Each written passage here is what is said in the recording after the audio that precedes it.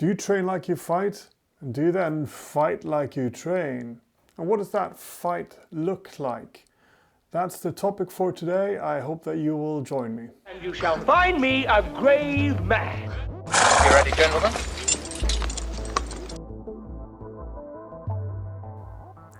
Train like you fight. What does it mean? Well, I think that the term comes from the military, probably the American one. And really it means that you're training in a way which is similar to how you're going to fight. If you've never walked a full day with all of the gear and all of the backpack and then end up in a firefight, then you haven't really prepared for the real thing. You've just maybe spent time shooting in a shooting range. Well, that's not what actual combat looks like. So they're trying to simulate real combat and prepare their soldiers for actual combat. So training in full gear, going on long marches, doing complex tasks, taking orders, and then having surprise attacks maybe when they're not prepared for it and all of that. So that's sort of a train like you fight scenario for training. Because in the military, of course, the war doesn't look like you're just, spending time on the shooting range and shooting still targets. That's a good way of training a specific skill, which you can then apply in the real world scenario, but it's not like warfare. So you train in full gear with your weapon and marching and all doing complex tasks in order to prepare for the real thing. Train like you fight. So when it comes to martial arts, a lot of martial arts are, at least to some extent, playing on the notion that you're learning how to fight a real fight. You become a fighter when you're training a martial art.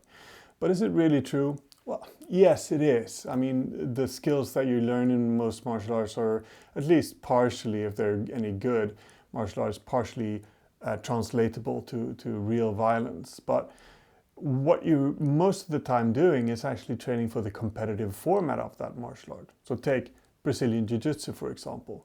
BJJ is great training for learning how some sort of translatable skills into self-defense. But you're not actually training self-defense, you're training BJJ. You're not walking around all day in a gi and barefoot.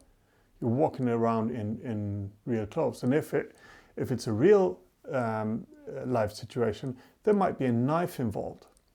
We actually had an event fairly recently called Solstinget, hosted by St. Mark Academy and St. Mark Guilds. And in there we had a friend of ours who's a black belt Brazilian Jiu-Jitsu guy. He's also a military man and has worked a lot of doors in his life. And we talked about this and what happens when a knife enters the game. And given his experience and background, he has unique insights into this. He's handled a lot of those situations where knives and other weapons are involved in arrests, for example. And it really changes the game. I'll show you a little clip from that session, actually. Okay, so the stand-up situation is, can you just show that again? So instead you want to turn your back in order to shield off the knife from his other hand. This, of some strange reason, people are not stabbing people in the face, because that would be very beneficial for you. But people are, because I'm holding my arms high, they're going for the stomach. And then I have my chance to just frame. Maybe I get cut, and immediately I just go with the body. Yeah. And hide everything. Turn around, showing the figure of 4 you have there.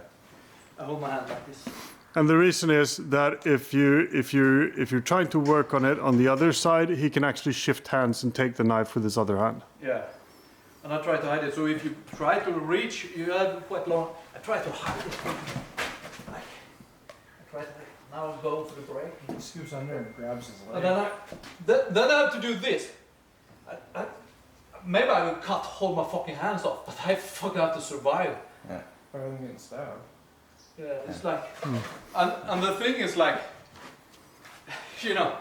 somebody have a knife. It's bloodbath. You don't want yeah, it's. But okay, so on the ground, can you show that again? How you shield it off? So you don't go for the arm bar because that means he can just shift his hands.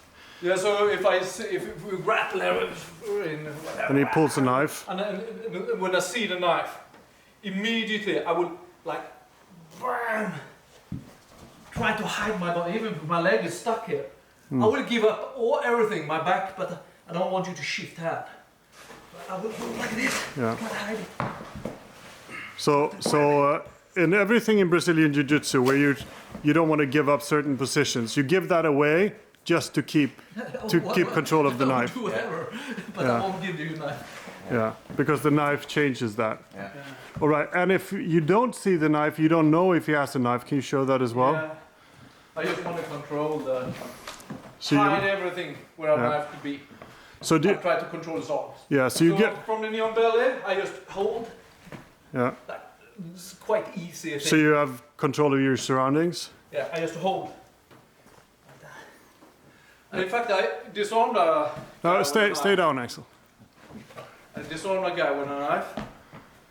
One of my last work, he took his hand like that. I fuck it, my guy. So I just tackled him down because it was like 2 meters from me. So we fell down, and he still had his knife. You can have your arm behind your back. He didn't get it up. So I immediately mounted him, squeezing my legs, and I started to elbow him. And I told him to give up, and he said yes. So as you can see, this is not just Brazilian Jiu-Jitsu anymore. The skills are there, of course, but the game has changed because there's a knife involved. There's a different perspective. So if you want to train for that scenario, you're training for a different scenario than if you're training for a competitive fight. And you need to understand what it is that your goal is with your training, or you're going to be fooling yourself, basically. Train how you fight in historical European martial arts and historical fencing. We know it's a valuable principle to apply, but you need to understand what it is that you're training for. If you're training for a competitive scenario, then just set up your training so that you're training for that. And I think a lot of people are doing that, but they might also be fooling themselves and thinking that they're doing something different than training for the competitive format, even if they're following the sources. But if you're saying that, okay, I'm actually training for the judicial duel, okay, so that changes the game. It's a very specific thing that you're training for. You're training for, fighting off an attack on an Italian piazza in 15th century Italy. Well, then that's the context that you're training for. And it should change how you're approaching that. Or are you training for a self-defense scenario and escalation of violence in a German city-state? Well, they had very clear regulations regarding that, and a lot of the testimonies of what happened is documented. I suggest that you check out Sean Chandler's work on that if you're interested. So all of these contexts matter, and there are various ways of approaching them. So one way can, for example, be that when you're fencing, you're also carrying a dagger. Or maybe when you're fencing, all of a sudden a third person enters the fight. Or there are people with different types of weapons. How do you fight off a spear with a longsword, or scenarios like that? Fighting several opponents, maybe not all at once. Maybe you're not fighting on an open map. The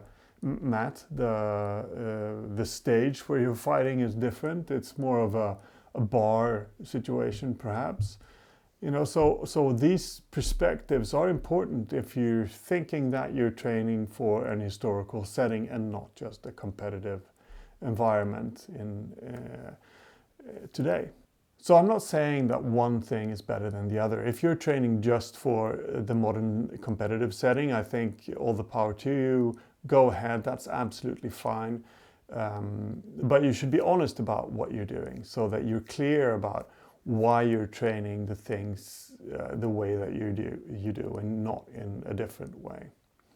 A while back I published a video on higher consciousness through harder contact, and I had a few reactions where people said, well, if you're always going full on and fighting really, really hard, then you risk injury. And I agree. that's actually a big risk. But I'm bringing that up because the context of what you're training is important for how you train. And regardless of how you train, there are different levels of approaches.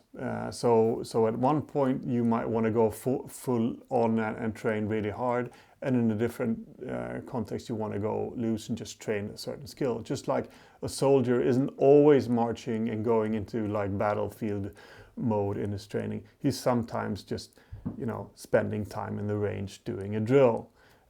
So there's that. But I'm trying to sort of frame out that you should be clear about what you're doing and how you're doing it. And when you're not doing a certain thing, you're excluding a certain way of training, like, for example, very hard type of contact training, then you should have a reason for it that is sort of set up with your goals, so it doesn't differ too much. Personally, my goal is to train sort of similar to how they would have trained in a fencing guild or a fencing school in the 15th, 16th century in the Germanic area. And that means that I'm okay with taking certain risks. For example, fencing to the highest bleeding wound. Not always doing that, but I have done it on many occasions. And for me, it just brings a lot of value and context for training and fencing. It puts it in me in touch with history and a historical approach to fencing. So that's just my perspective. I'm quite happy with that. And I'm quite happy with other people having different approaches. I think it's valuable. I think it's great. So find your path and be true to it, but also be honest to what it is that you're doing and how you're training and how that applies to what you're doing. So you should train like you fight, and then hopefully you will also fight like you train. Thank you for joining me today. I hope that you enjoyed this. Until next time, bye. Did you like that video? I hope that you did, and if so, make sure to subscribe to the channel and hit that notification bell. We also have a Patreon where you can support us and a Facebook page where you can take part in discussions. That's it for now. Take care and fence well.